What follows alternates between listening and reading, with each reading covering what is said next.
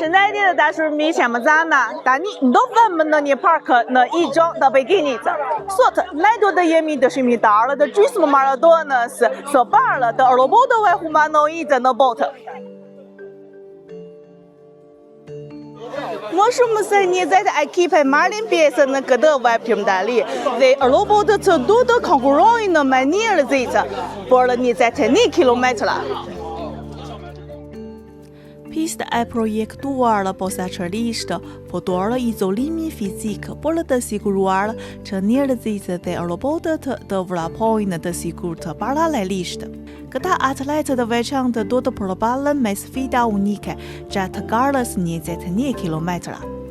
Ata duhet të kryejnë operacione të shumta të zëvendësimit të baterive.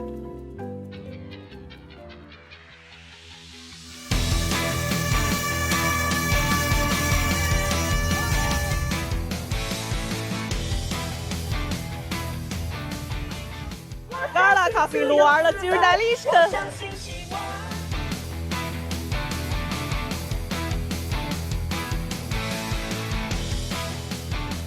Gara vlejon robotëve të zëvendësojnë bateritë apo edhe të bëjnë stafetë. Por kjo e fundit do të çonte në një dënim prej 10 minutash. Koha maksimale e përfundimit të garës prej 3.5 orësh është një testim i rëndë për qëndrueshmërinë e robotit.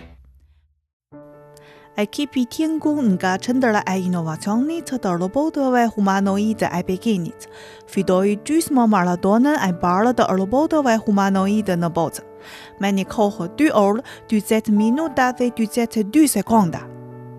Qëllimi kryesor i mbajtjes së kësaj gare është testimi i performancës së robotëve humanoide dhe promovimi i përmirësimit të qëndrueshmërisë dhe teknologjisë së tyre, në mënyrë që të promovohet zhvillimi industrial, të fuqizohet prodhimi dhe jeta, si edhe të shfaqet arritjet shkencore e teknologjike.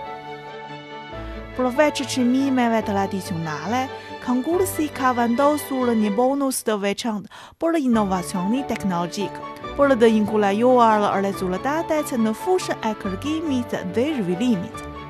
Kjo maratona e bashkëshe e robotësh nuk është vetëm një testim i madh për inteligjencën artificiale, por edhe një hap i rëndësishëm i njerëzimit për të zbuluar limitet e shkencës dhe teknologjisë.